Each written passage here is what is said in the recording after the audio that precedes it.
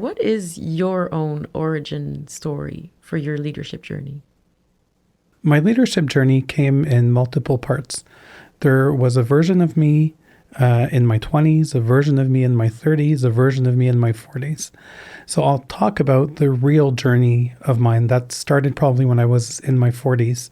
I was working in a company. I had worked in tech all my life. I was in the world of software development, and I had a certain leadership style that was in your face, direct, point blank with people.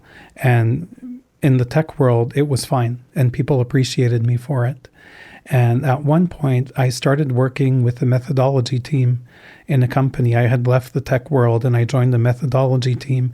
And then all of a sudden, I started working with humans that had feelings and that had impressions of me. And all of a sudden, the leadership style that I had all my life that worked broke, and it didn't work anymore. And I was kind of lost. I was messed up.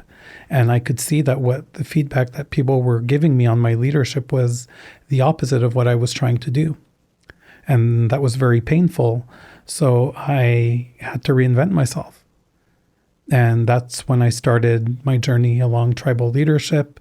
Then I don't want to go too deep, but I started a journey along tribal leadership. That's where I started.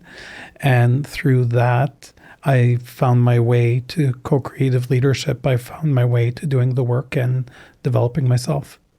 So what's the biggest fear that you had to overcome in your leadership journey? So the biggest fear I had to overcome in my leadership journey was kind of accepting to open up emotionally. Because for the longest time, I was a leader that just drove people, that pushed people. And I was afraid. My biggest fear when I went from that style of leadership to the one that I have now was to lose my achiever side, to lose the side of me that makes me great at what I do, and to kind of have to put him to sleep to be a different leader.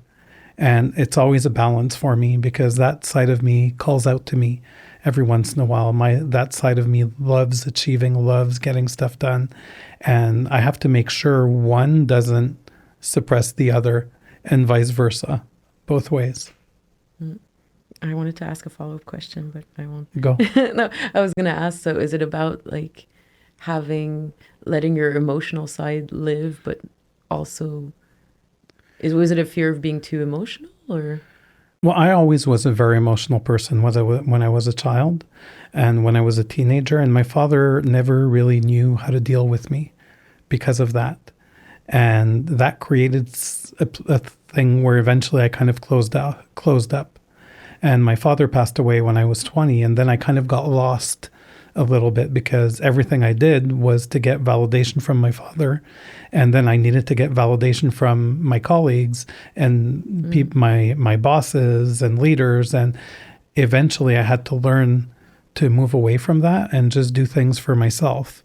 So the fear that I had was that if I would be more human, I would lose all my superpowers. It's as if I'd put kryptonite in my pockets all my life, and I didn't want that. What was the biggest challenge for you when you started working on yourself? I call it accepting the glitches.